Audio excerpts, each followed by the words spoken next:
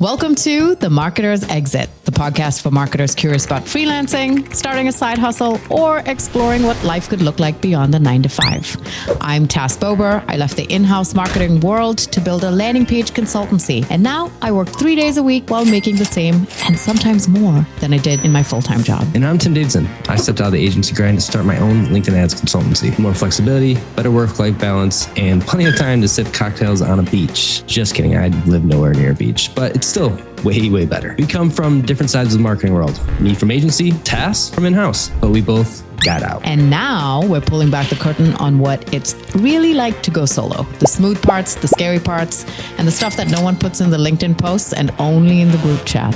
If you're thinking about freelancing, building a side hustle, or just curious what life looks like on the other side, this is your front row seat. Okay, welcome To the greatest podcast in the world. Welcome to The Marketer's Exit, to be the greatest podcast in the world. We just found out that we hit almost 600 downloads on Spotify, and we had no idea that. The only reason I found out is because Spotify emailed me, and I was like, oh. And then I did a comparison to our first child, and second child just does a little bit better. So It's crazy to me that you check your emails. Periodically. Okay, so getting into it though. We have a guest this time Name ever. with the greatest name ever. Go ahead and introduce yourself. Yeah, Tim Bradley, founder of Pennant Video Co. And yeah, this is going to be awesome. I was just saying right before this that this show I found to be like so important for people that are just like on the verge of really just like making that commitment, that bet on themselves, right? So it's really good, guys. You're doing good stuff out there. Thank you. I'm feeling a little ambushed with the two Tims on here, and we're going to have to find a different way to address who speaks. When I'm like, you stop, you take off, we're going to have to do a little juggling there. You can call me Brock. We'll go with that. Why? Why not? Yeah, why not? You know what? It says on the screen. I don't know what to tell you. You can be whoever you want to be on this podcast unless you're an in-house employee. Sorry. We're going to gatekeep this time.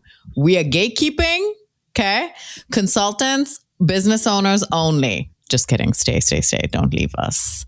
Okay, Tim, you and I met a couple weeks ago, and this is basically a glorified pitch call so that you sponsor us for sure. But we actually met 2 weeks ago to talk through sponsorships, but then you kind of told me a little bit about your story, and I messaged him, and I was like, I messaged Brock, and I was like, we should definitely have him on the show because it's an interesting model that you have and how you kind of came up.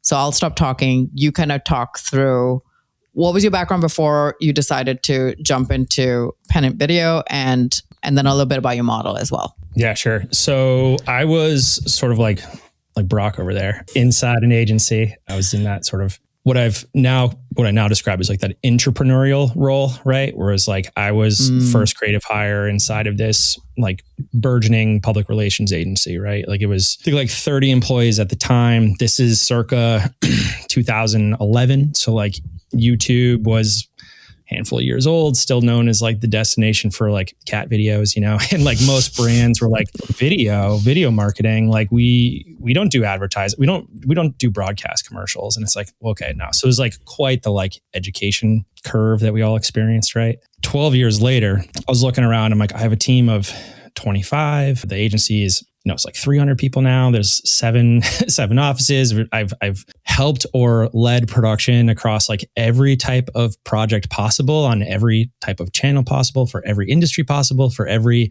maturity of business from like Kickstarter literally to like Fortune 5, So it's like, this is such depth of and breadth of experience. And it just got to this point of like looking in the mirror, and my wife's in my ear too, being like, all right, you're doing all the client relationships, like helping foster and develop a team. You are largely like the marketing mechanics of this creative arm of the business. Like we like did a sub brand of it to help like market ourselves.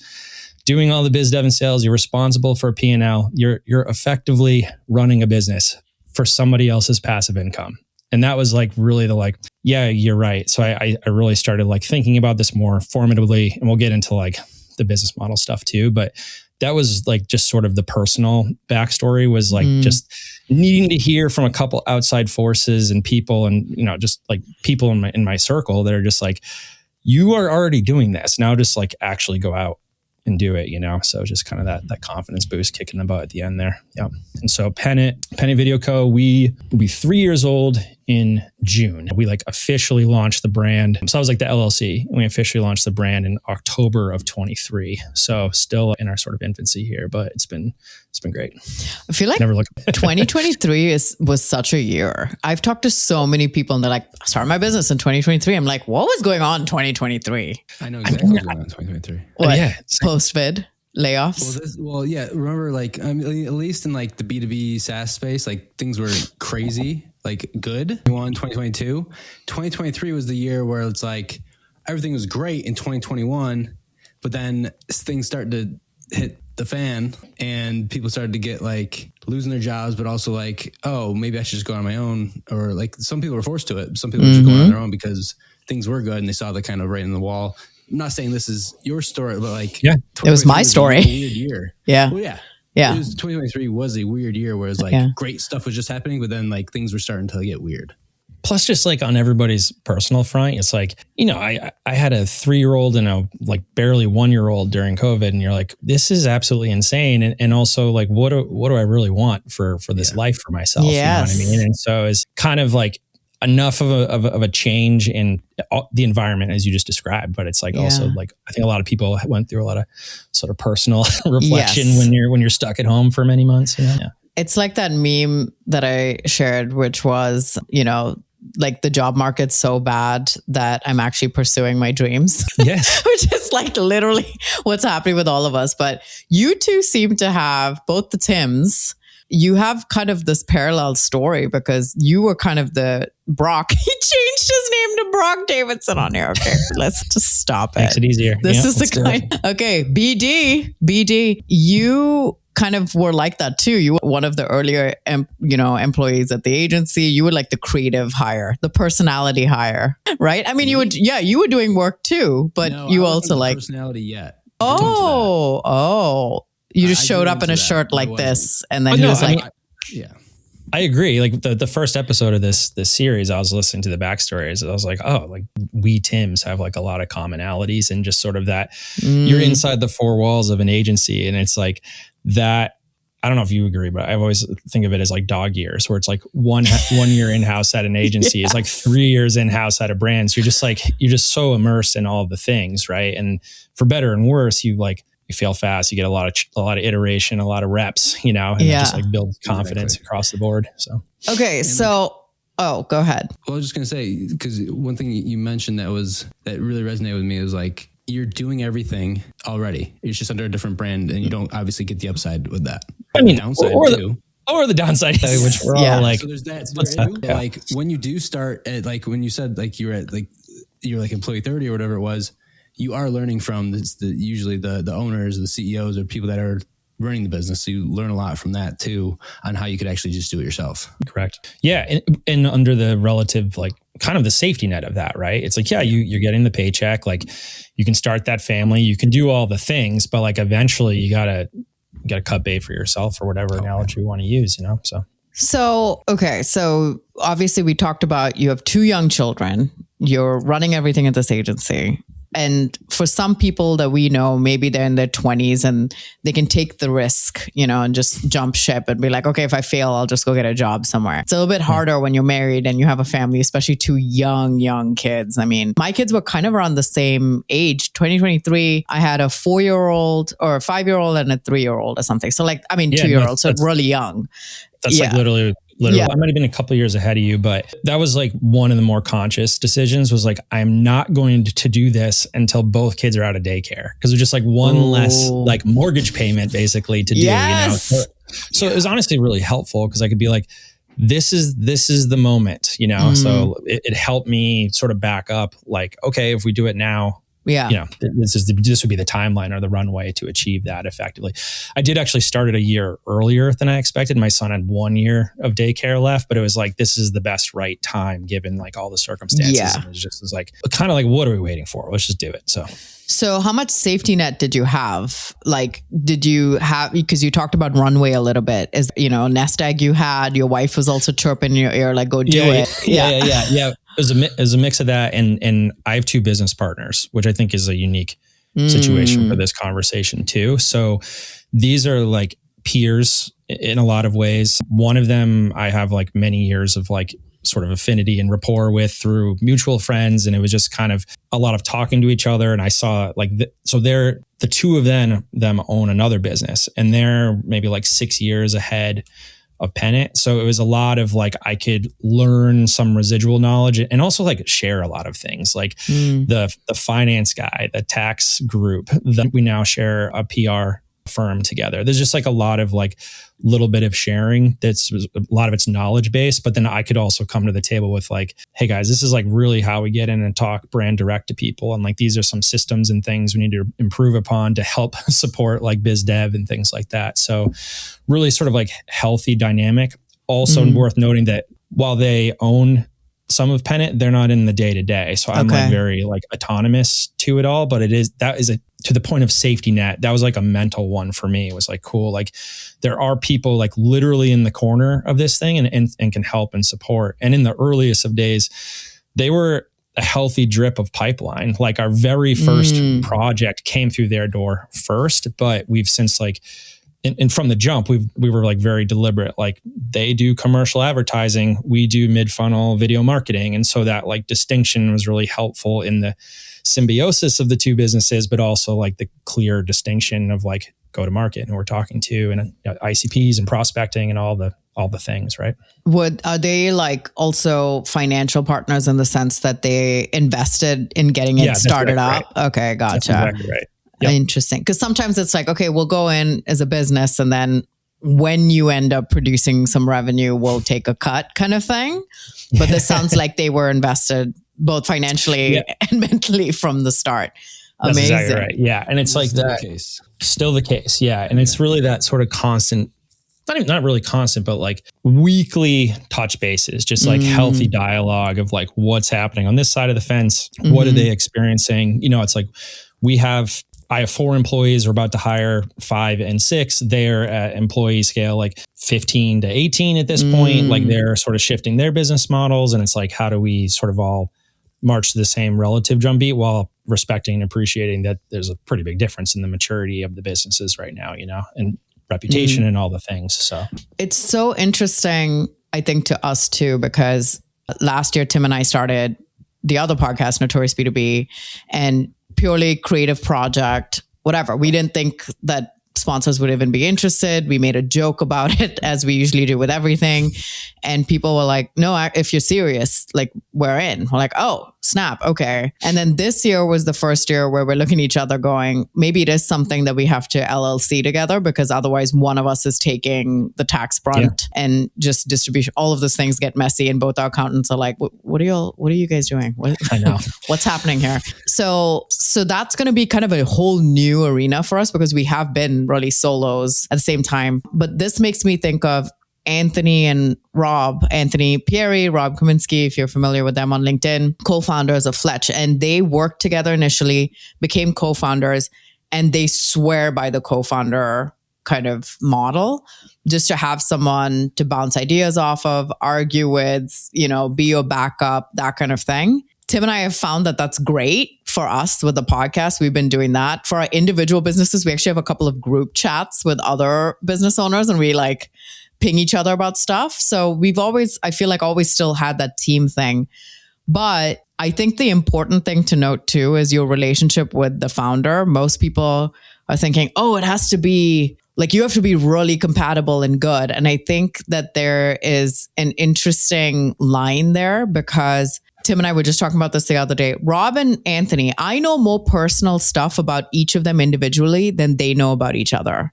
They don't know anything about each other's personal lives, but they argue about positioning like for 6 hours a day. And Tim and I were talking about that with us. And like, we have a really lighthearted friendship even outside of this. We never get like really too deep, and like there's not a lot of complications there. We just enjoy what we do. We like the B2B stuff. We gossip about like the B2B news and trends, and it works. It just somehow works. And I tried the co-founder thing with someone else before, but the relationship was female, first of all. And I'm straight, by the way. So when I say relationship, I'm not talking about those types of complications. It was just a very emotional friendship. And that caused a lot of issues on the work end of things. What is your relationship with your business partners? They're not necessarily co-founders.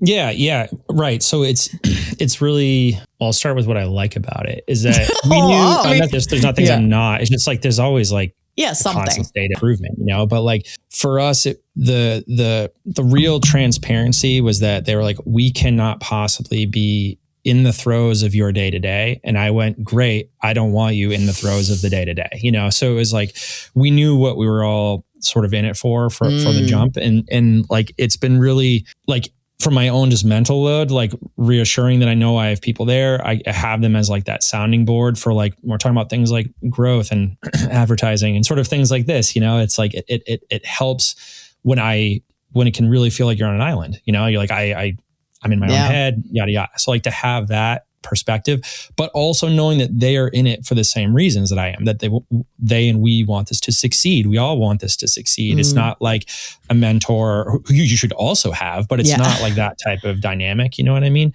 And also just like, again, like your network, what is it? Your network is your net worth type of thing. So it's just like knowing that like our powers combined type of thing is like, is really good. It helps support the whole ecosystem and how we talk about ourselves and how we market ourselves and collaborate and, all the things. And we're at a point, which is great. And why we're sort of hiring the way we are is that they have a bunch of editors and we have a bunch of motion designers and each party doesn't have the other. And so like we can share resources in that way and like keep the resources in house as opposed to working with freelancers. And that's money like out the door. Now it was like really, it felt a little like silly last month when like we sent them an $18,000 invoice and they sent us a $17,000 invoice for like taxes. It needs to like make sense, but like it is healthy in that way as we grow. So like right now we're hiring another motion designer and they're hiring more like art directors and things like that. It's like, great. Like there's a world where we can share those resources, Now, like, is everything perfect all the time? No, like, sometimes it's a lot of like, hey guys, like, thankfully we have a standing weekly, which is like, we've really tried to stay true to that. And like, the only times we kind of punt them is if they're like someone's traveling or whatever. But like, even if we're exhausted or like a million other things happening, it's like, just like finding that little bit of center weekly is so helpful, But like they're at South by Southwest this week as a group because they premiered documentary film, like huge moment for them. And it's like, I'm over here like, hey, like I could use some help on like, should we hire a account director growth person or do like, work with an agency or like whatever. And so it whatever, you just have to have a little bit of like grace and patience in the moment too, of like, and be the champion or, big supporter of what they've got going on and vice versa, which is cool. Okay. So we're hearing a lot of video terms being thrown around: motion designer, and then account director, and then like video editor. I'm like, okay. So tell me, what do you do specifically if someone were to come to you? Let's talk about that. What do you sell? So we're a mid-funnel focused video marketing agency. So we went to market, which is what I think is sort of the point of the show, with a bit of a framework to help us differentiate from any other studio out there, right? So we have this video marketing trifecta, we call it. So when we're mid-funnel focused, it's really built on 3 pillars, right? Differentiation, demonstration, and validation. Any marketer out there is like, oh my, of course we need to build trust along this like long sales cycle journey and help with sales enablement and all of those things. So the fundamentals of this trifecta is to answer like the FAQs of like why you exist, why your audience should care, why you're different from your rivals or your competition. That's that differentiation. Demonstration, obviously like what you do and how you do it.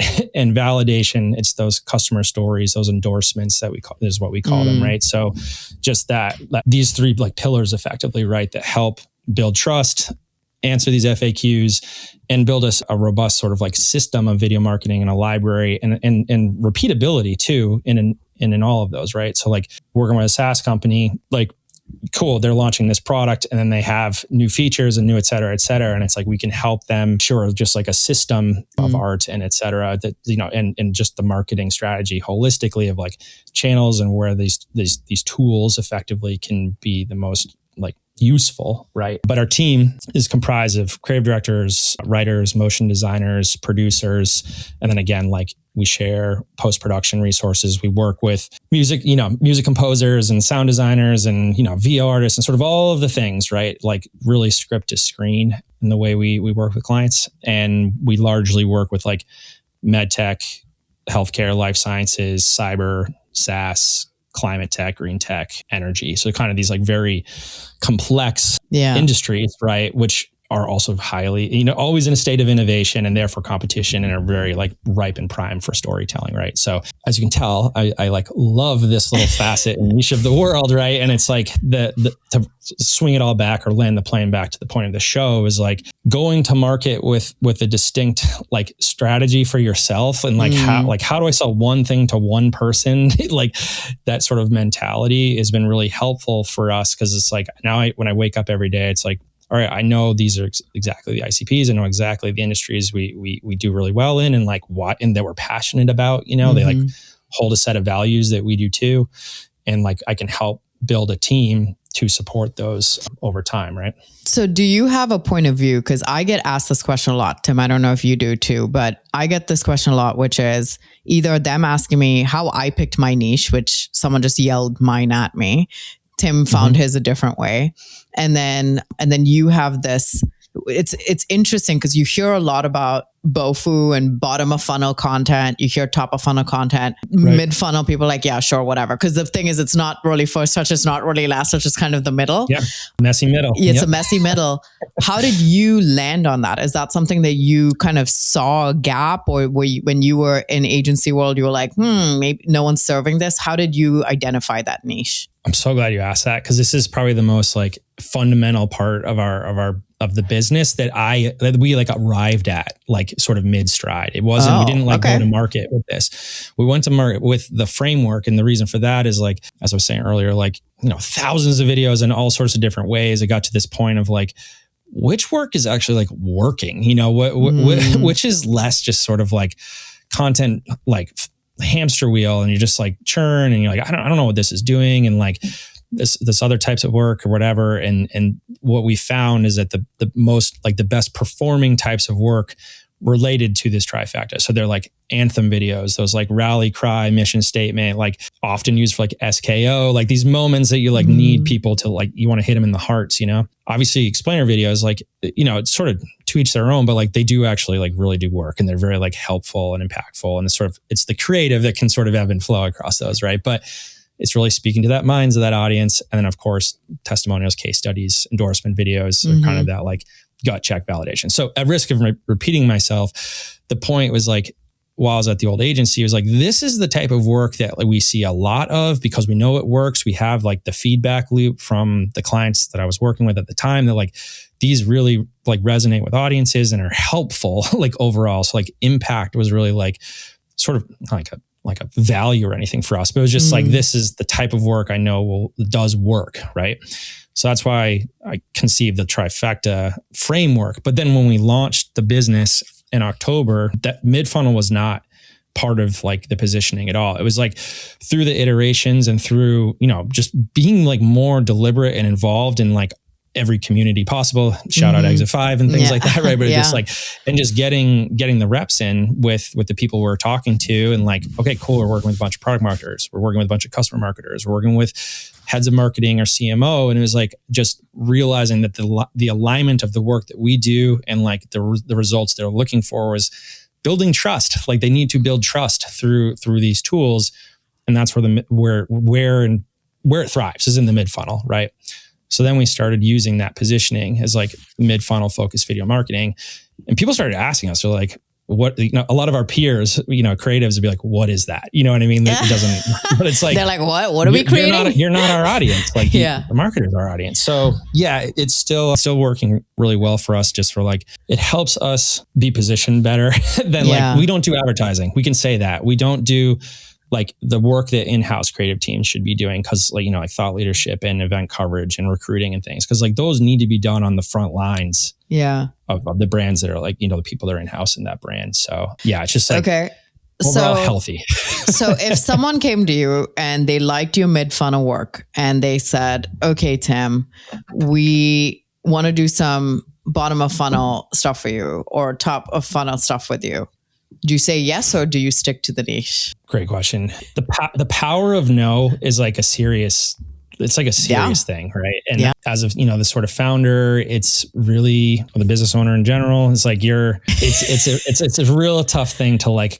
to check yourself, right? Yes. And to like take pause and like assure you're making the best right decision in whatever that is. So I'll admit one thing is that like, the framework, the trifecta framework, like is kind of that tip of the spear to like penetrate and like get inside these brands in this way and like build a partnership and like open other doors internally. Let's say we start with a customer marketing. It's like, hey, can you introduce us to the product marketing team or marketing or whatever? And just sort of like word gets around in a good way. Like reputation is a big thing, right? And so, but then we do get asked, like we've done a lot of like year-end sizzle videos or like, marketing sizzle videos or like acquisition videos are kind of something we've done a lot of recently. And so while we don't like shout out to the market, like we do these, like we're happy to do them because it builds a stronger like foundation with this business that we want to, the brand we want to partner with. Right. But there are some times where it's like, they want to do like an episodic series of some kind, or they want to do like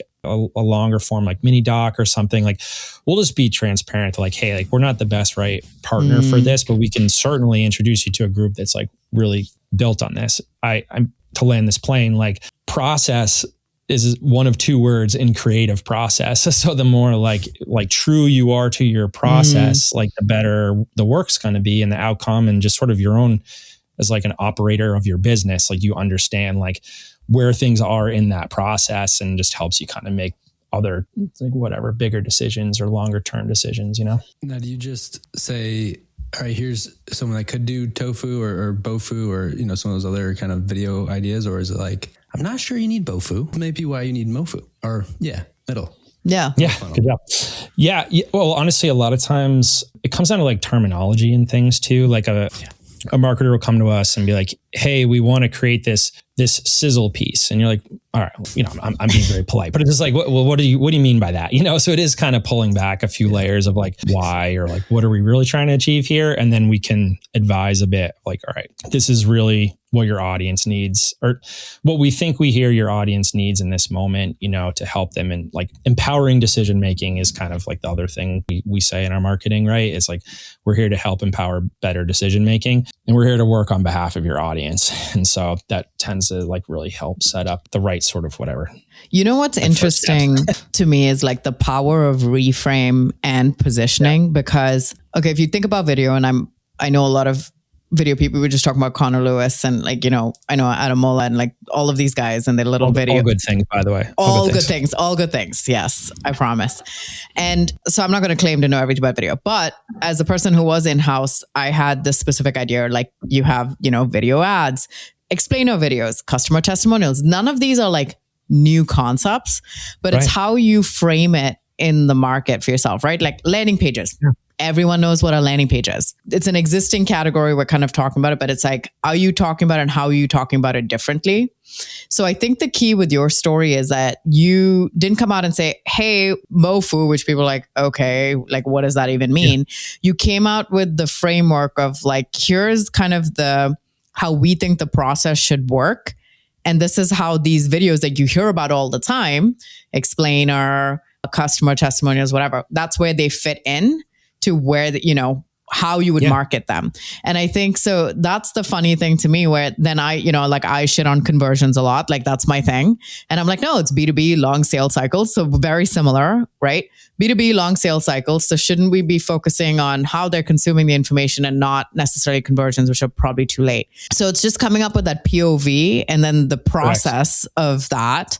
even though the concepts aren't necessarily new, it's that story. And that's where we're all marketers and we're like, well, we're going to tell you, my mom says in India, there's a dish called biryani, which is, if you're familiar with that, it's like a rice dish with lots of spices and meat and everything. And she always told me, she's like, yeah, you always have this knack where someone will give you plain rice and you spin it up into biryani and give it back to them. And I've always thought about that. And I was like, yeah, that's high hashtag marketing. I mean, I think that's the superpower, right? Yes. And like, I think others that are like really considering taking the leap is like, well, how can you not spin, but like frame the right story that like aligns with the things you're passionate about and like the work you aspire to do and the impact you want to make in your industry or your world, really, right? And it's like, how do you align that to a relative story or a strategy or XYZ that like is repeatable enough that you don't get tired of saying it all the time? Because you're going to say this shit like every day, like forever. So it's like, you gotta like be really, really bought in, not in like icky way or whatever. Just like you gotta be passionate about it, Okay. So you mentioned that your business partners were the initial source of pipeline. Where are you getting it now? What is your primary sources of generating new business? Yeah. So you mentioned this on one of your episodes where it was like, if you're gonna make the leap, like, and I'm paraphrasing here, like you got to make a big stink about it. So like what I did at my old agency was like, I'm a creative. So it was like a little easier for me to do this, but it was like, I curated all the work I ever did, like in that 12 years there. And it was like, I made a video thanking clients. I made another video thanking my team. I made another video thanking like the agency. I made another video. It was just like, whatever I did. And like, thanked like everybody that I could while saying like, peace, I'm out, and like, and then smart. That like really like, people full of gratitude of course, but it was also like, there's another underlying purpose here. It's like, I need people to know that I'm leaving, and like, and then I like truly just, I hit the DMs, like, or like that, whatever 1,000. I'm like actually very thankful of my like young self that every time I like got CC'd on an email or like was on a conference call with somebody, I just like hit them with a LinkedIn connection, just like every single like possibly could. Like, I'm like, how did I know to do this? But anyway, so it was like, I literally like my first days out of the agency, I just walked on the treadmill and just like DM'd like every single person in there. It was like, hey, life update. I'm going out to create this business that I've always been super passionate about. Like, I'm really excited to share with you about it. We're launching all the things in a couple months. So like, I don't have a lot to share right now, but of course I'm like happy to talk through it if you're curious. And also if you, in the meantime, if you have anyone in your network that could use some video marketing support, like please keep me in mind. So good. And then like, we were busy. We were like super busy for that, like those first like 4 months. I was like, oh my God, like I am buried in like fulfillment and it's just me. And like, of course the network of freelancers and creatives, et cetera. But it was like, so I hired a contract operations person and a contract brand person to like build those two functions while we were doing all the fulfillment, So it was like, we planned to like officially launch in September. We didn't do it until October because it was just like, we got busy, but amazing. What was really healthy about that exercise, and I won't like go too long into it, was like having somebody like a true like brand person focus on the building of like the visual identity of the brand was a big help. Cause it was like, I'm too emotional about this, frankly, right? So to have that. And similarly, the operations person was like, Tim, we got to do this hard work of like, okay, you've got this framework and you've got these like deliverables, these anthems and explainers and endorsements. Let's jump on Miro and like literally go from beginning to end, from like point of sale through delivery.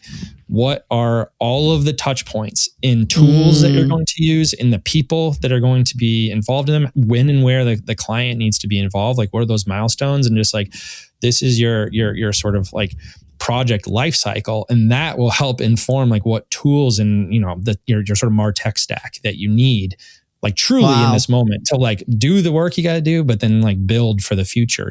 So that was like such a big help to have those two like objective like outside parties like do those things that were like very emotional, and then I could like excel at the things that I was good at in the moment. Amazing. So you actually hired help pretty early on because you're like, okay, I'll do the stuff that I'm really good at, which is the thing I'm offering to the clients, but somebody else come and figure out a lot of the admin. Cause I think, Tim, you and I we just try to do everything ourselves. And then we finally got assistance in and yada, yada, right? Hold on. Yes, but hold on. How did that DM strategy work? Yes. How did it work? I mean, it was great. That's what I'm saying. It was like a bunch of old peers, like from inside the agency that went elsewhere, kicked us referrals and work. A bunch of just like old clients that had moved, like, you know how it is, like product marketers are in a role for a couple of years and they're somewhere else. So like, I just kept in touch with those people. And now there was a non-compete, like I didn't have the non-compete problem because it was just, I was following the person, not the brand, So a lot of that. And I mean, in hindsight, we were just talking about the power of no, but like back then I just said yes to everything. It was like, we just need cash. Like we need to like stimulate this thing. Like sort of funny story. The very first project we got was through my business partners.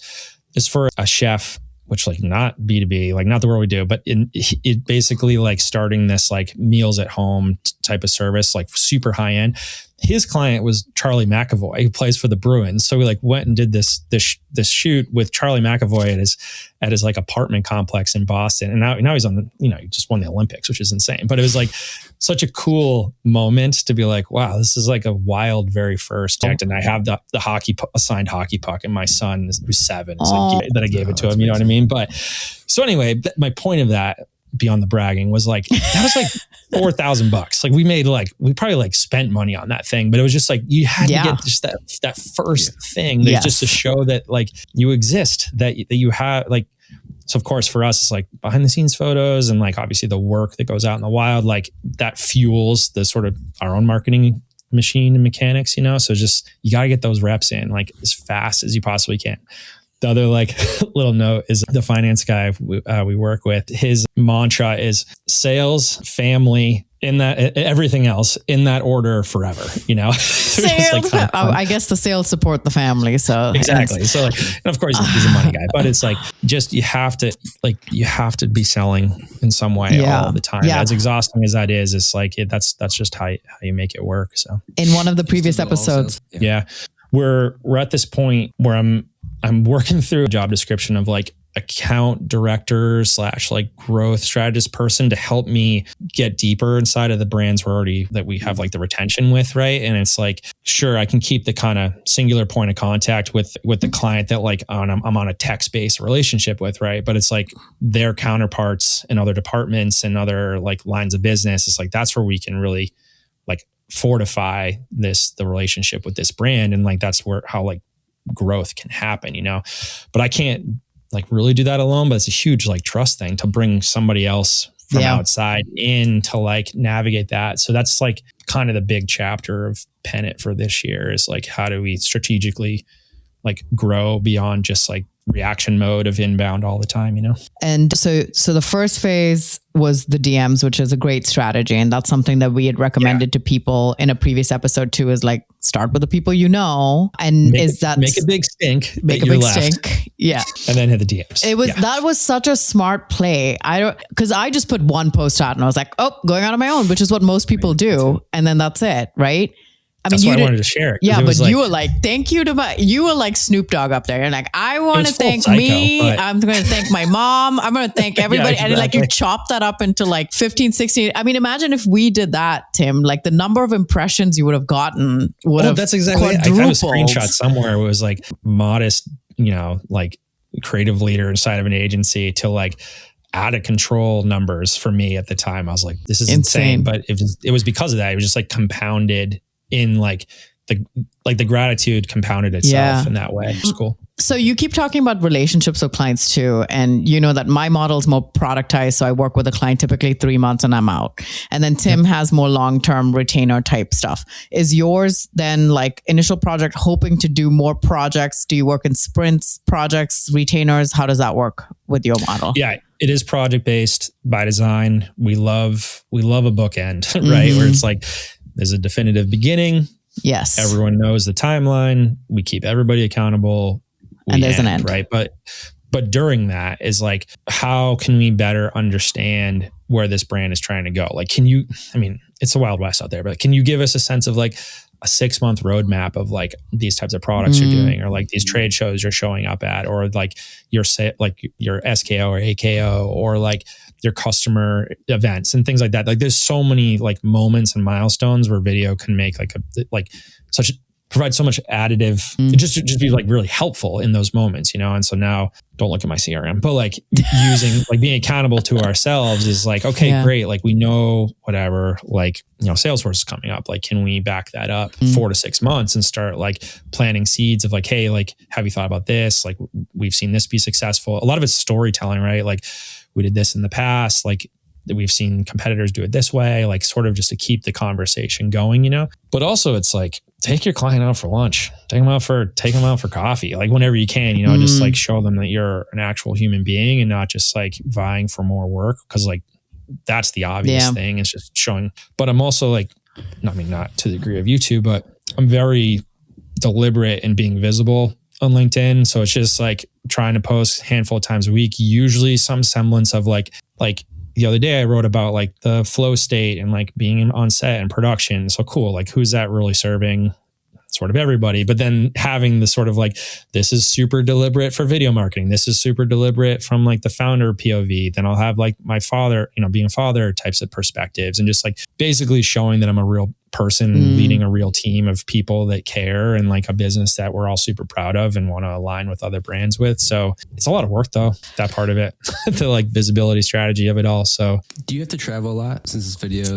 I'm sure there's in-person shoots. What does that look like? Yeah. Yes and no. I work with a coach, an executive coach. I've been working with him for like a year and a half now. And the most recent conversations have been like, what is the version of Tim that the business needs in this next phase, right? Tim being me, not Brock over there. But that sort of like pause has been really helpful, because it's like, I can't be on set all the time. I can't be the one like directing all of these things, because I'm too in the weeds when I need to be like looking at, how do we get a steady like pipeline, like how do I make sure we're getting paid on time? Like how do I need to take my sort of like creative hat off and put on the operator's hat more than usual in this next phase. Right. So to more deliberately answer your question, yes, like I'm on set quite a bit. I think I'm going to Salt Lake in a couple of weeks for a customer story. And it's like, it's healthy to do that like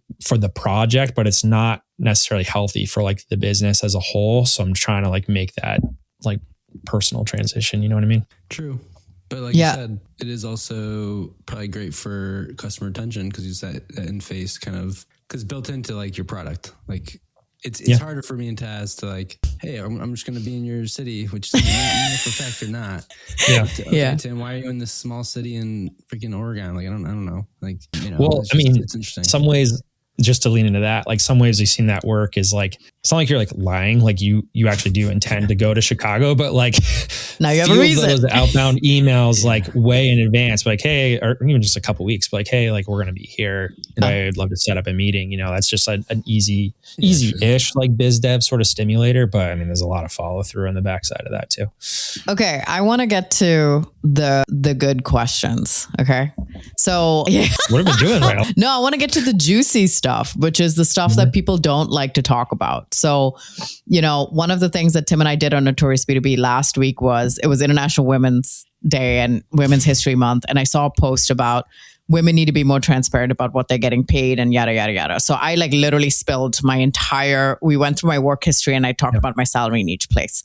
And I feel like that's an important part here where Tim and I talk about, you look at money so differently when you're a business owner versus when you were in-house and a salaried employee. You know what I mean? And so you think in thousands than you do in like tens, right? Because you only think about yourself. Now, I think it's good to give people an idea of essentially how much they could also be making. There could be downsides to that too. But what is like your average project size amount if you're comfortable sharing? Yeah, sure. And this is a healthy thing to do annually too, is like do the compare contrast of like, has there been growth in that project size year over year? So like in 2024, right, we were like 30K a project. In 2025, we were like 55K a project. So it was like an 80% like increase, right? It's like, okay, that's a good like signal that this business is working. You know what I mean? That, and like seeing growth of, you know, your P&L too. But yeah, so we're usually in that kind of like, I mean, it's pretty high ticket. So it's usually like whatever, like 40, 50K is pretty average, but we just did some work this last fall, or this Q1 rather, that was like 300K. You know what I mean? So it can really vary, but at the end of the day, it's about margins, yes. right? It's like, yes. yeah, if you're spending all of that, whoop-de-doo. So it's, yeah, that's, you know, you got to kind of look at those things overall, and like building in that like mortem time, you know, like we're trying to be more deliberate about time tracking, and like trying to be more deliberate of like, you know, employee costs, and like, you know, how they're like, what does that margin look like beyond just like what expenses we had. Really trying to, you know, set like deliberate, you know, revenue goals is one thing, but like, well, okay, well, what is your sort of EBITDA of that? And like, where are you reinvesting it back into the creative too? So meaning like, okay, maybe this project doesn't have the finance, like whatever, doesn't have a good budget behind it, but like it could be a really good like creative unlock. Like we get to use a tool or like break in, you know, have another portfolio piece. Like, can we invest in ourselves in that way? You know? So anyway, it's kind of a mixed bag of like what are those like markers to look at? The other one we look at is like employee, like you're supposed to be like on average about like 200K like cost of an employee, like totally on average, right? So like if we're looking at, okay, this is what our revenue is for this year, how many employees do we have? Where are we in that 200K like threshold? Like if we're way below, like we're like way overworking the team. If we're way above, like, or sorry, vice versa, we're like way overworking the team. And so when do we make hiring decisions and things like that? So to your point about like thinking in thousands versus tens, it's like, it's really difficult not to get emotional, I guess. Like, you know, we go like, you know, I pull up my bank account and then I pull up LinkedIn. Those are like the first two things of my day, you know what I mean? And it's like, it's such a strange way to like start your day, like mentally. So thankfully we like working with our finance guy, shout out JP, is like, look, like we have a cash flow board that we talk about every Monday, and he can be like super objective about like, all right, like here's your AP situation, here's your AR situation, here's your expenses, here's your payroll, like here's your starting balance this week. Like in June, this is where you're going to be. And that's me and that's so helpful for me, like mentally, to be like, all right, cool. Like this, we've got a little cash, like assume everybody actually friggin' pays on time. That's like another thing. It's like, then it's like, we can make hiring decisions. We can make, you know, marketing and advertising decisions. And a lot of it's like, there's only so much control you have in a lot of it, but like mentally just looking at that week over week, it's like, okay, cool. We're good until June. I have a business until June. Exactly. Like, like having that, you know, especially with salaries is like, ideally you have at least a 3-month runway, ideally, or even more ideally, it's like 6 months. And then if you're getting into 9-month territory, it's like, you could take some good risks here business wise. Yeah. But anyway. Yeah. Okay. Completely different game when you get employees. Oh my gosh. I think it's the thing that Tim and I are most scared of, but ultimately that's the point of growth too. You know what I mean? Yeah, 100%. Yeah. I the only challenge I have to that is like, what I didn't like about the old agency experience is it just felt like it was growth for growth's sake, where it was just like 20% revenue growth every single year, like forever. And you're like, what is the end game here? Like, what are we doing this for? And so like, there's some like transparency stuff that like could have been improved. But for us, it's like, I'm very transparent with the team. Like we are trying to build this to like a 12 to 15 person creative team where we have like enough like sense of leadership and people we're fostering and growing professionally, enough experts in the certain arenas that we're doing, and like just get like be known as this like really powerful force in this niche of the market that we have, right? Yeah. But when you're at 5 or 6 people, that feels very far away. And so it's like, how do you like thoughtfully grow in that way without getting over your skis financially and doing it too quick, right? Right. That's what I mean. Yeah, exactly. Like, so trying to be like balanced in that. But to be fair you should be more fair to yourselves too. It's like you do have other people that support you, the VAs and everything, right? So it's like, and I have a VA too. So it's just kind of like considering and working that dynamic. And I don't know, there's a lot of good resources out there, like probably this podcast too, right? Just like helping people balance, like, is this is going beyond the solopreneur right for me or not, and all of it's freaking awesome, Yeah, exactly. Okay, we're gonna go into the confessional, and we just have a few questions here. They can be more rapid fire, but we want to know the not so cool stuff. Okay, not just the easy breezy beautiful. We've grown to 6, people now. We have 50,000 average deal size. We want to know the shit storms that you've gone through. So I want to know your biggest fail that just every time you think about it, it just makes you cringe since going out on your own. It was a bad discovery call, whatever it was. Yeah. A lot of them are the challenge or whatever, sort of saying no to your own instinct, right? If you're every facet of my being, my instinct is saying, don't do this. And still you're yeah, but money, and you do it, and then you're so regretful the whole time. The whole, either the rapport with, or the personalities you're working with, or the work in and of itself, or just the slog of, we call them snail projects, where it's the bookend exists, but that one end of the bookend just keeps marching further and further away. So oh God, yes. A lot of it's in those. So I'm trying to recognize that more and more. The allure of this on paper is nice, but maybe really think about it. Is this worth it? Okay. Yeah. What was the thing that you're most proud of, and a recent big win for you? Yeah. We just had our biggest scoped project to date with a client that we're now 6 or 8 projects in with. And so that was amazing, just to sort of grow in that way alongside that. But I think more importantly is the person that we're our point of contact there, way back on our first project, she was brand new to that business, and we knew each other through the old agency world. And she took the risk, on us and on herself to stick her neck out to be hey, this is the type of work we should be doing. And so doing that reflection of cool, we crushed that first project together, but now she is the champion, the known thing inside that business, right? So that the thing we take a lot of pride of is just making champions out of the marketers that we're working with, So that's our best one. And it's also it's nice when that coincides with increased budget sizes, Yes. Yeah. That champion marketing, you could live off a champion. Yes. Oh yeah. Either stays at a company, or think about a 10-year span. They could be at 5 different companies at least. Dude, that's it. And then going back to when we left, it was yeah, sure, make a big stink, hit the DMs, but it was those people that were your best champions at that moment, stay with them. Those are the people you buy coffee for, you show up at their office and brainstorm and do all the things, right? Because that's how we were able to grow originally, was through those champions. And that's what we're all about. Okay. What did you spend money on that was an absolute waste? At the time, email, cold email outreach, but it's one of those things where to each their own. Sometimes it works, sometimes it doesn't. I think for us in the moment, it was a bad timing to do that, because it was even now our website is still the website we launched with in October of 23. So there's 3 videos on there, and it's we've done so much work since then.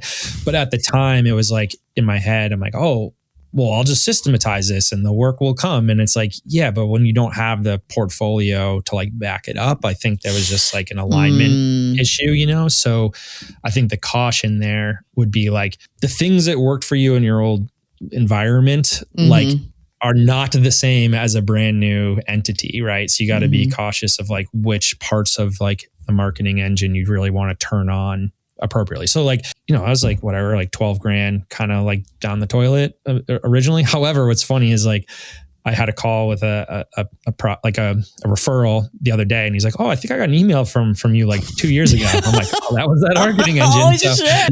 Yeah, it's pretty funny. So I don't know. Might have paid for itself. Well, that's just it. So it's you never know. And it's we all know in B2B, it's things take forever. So I think having that that mental fortitude, that your first sort of interaction with a prospect probably isn't going to turn out for a year. You know what I mean? And it's how do you, or whatever, just mentally get on with that. Okay. Nowadays, it's all free through cloud outreach. So Cloudbot. It's been okay. Exactly. Okay, what do you miss about your old job secretly? Probably the more lucrative 401k. Probably the salary. Like I'm paying myself less than I was making over there, but it's just like there's a plan for that. You know what I mean? And so it's just you got to sacrifice some things to like get to where you want to go. Yeah. 401k match is underestimated. Oh God, it's so bad. Really free money. It's so crazy. Yeah. I know. I just started a solo 401k situation, but obviously it's no match. No, it's just like me just putting in for investments. Yeah, exactly. I'm paying as the employer and so I'm matching myself on both ends. No, that's how I do it It's too. terrible. It's just like, that just came around and I was like, I don't know. Here's some money. I'll just figure it out later. It's the worst. Okay. Yeah. Last 3 questions. 1, most overrated advice about going out on your own.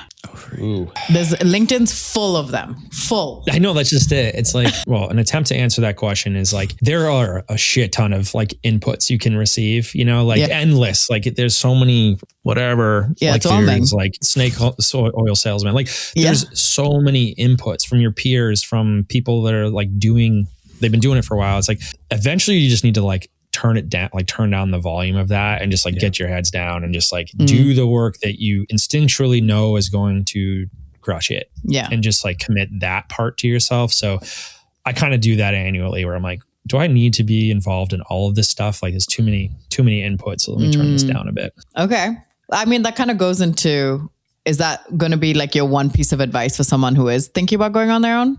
Is just turn down the noise and do it? Or do you have something else that you would like to tell somebody? Yeah, I think for me, it's like your sense of expectations. Like I'm always like, oh, this will be done really fast. This will get done. This will be done tomorrow, and you're like, months later, like that didn't get done. So I think it's just realizing that like the speed of things that you were accustomed to with more resources ultimately, right? Or like just more of a like a backdrop of things when you're alone or building a team. It's like those don't exist. So just the time of things goes a lot slower.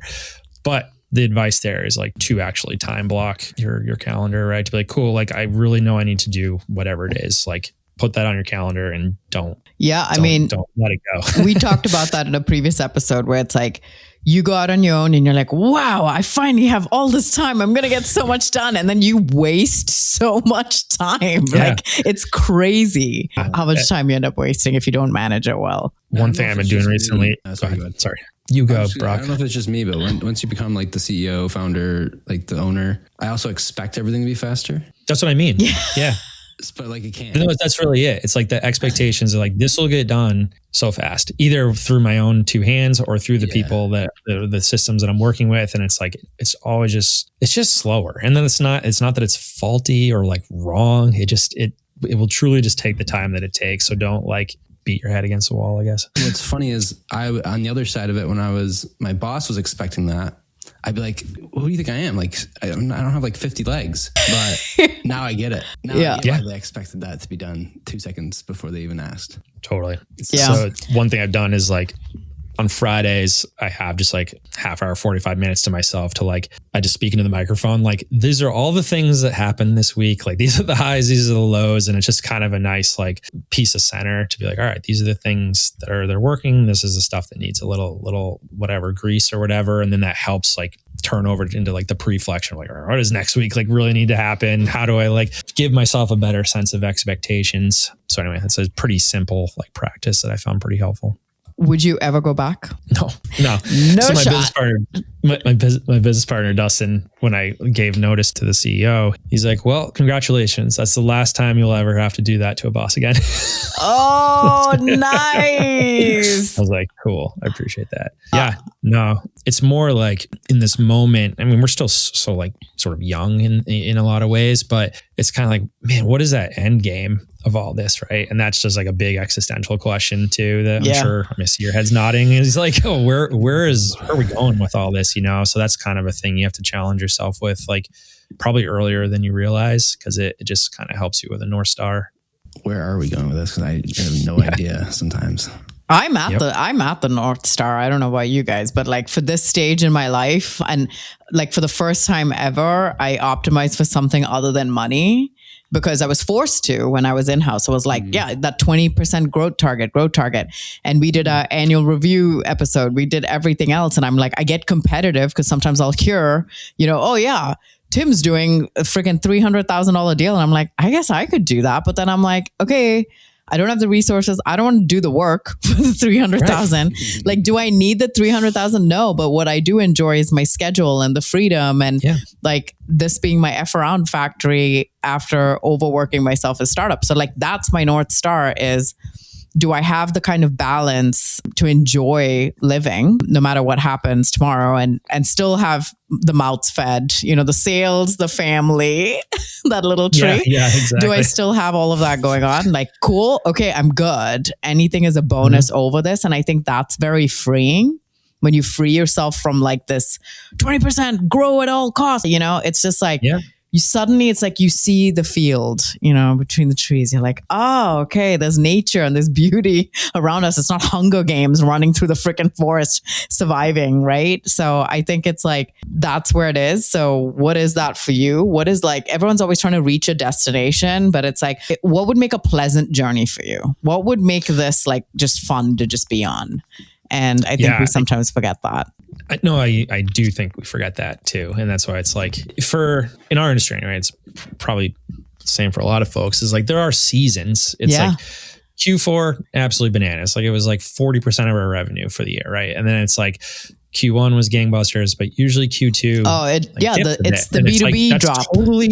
Totally normal. And I think some people don't like, they get kind of manic, like, oh, like something's wrong. It's like, no, this is like how it's supposed to be. And so that's when it's like, great. Are we still in alignment with where we're trying to go? And like, do we still have the support system we need? Where is the next like bit of like a staff or otherwise to help that growth? So it's like, you have to build in those moments of like pause to like seasonally like recenter yourself. But for me, it's like, so my kids are 7 and my son is 7. My daughter just turned 10 over the weekend. So that's totally insane to me. But it's like, how do you build your business around the life you want to have? And that's like the constant sort of whatever struggle, I guess. But it's, we've gotten 15 days of skiing or snowboarding in this year. And it's like, they're doing the sports and showing up and I gotta go pick them up right after this. It's like, you can make it work, you know what I mean? But you really have to be super conscious of it. Like, trust me, there's been tons of times I'm like, hey, bud,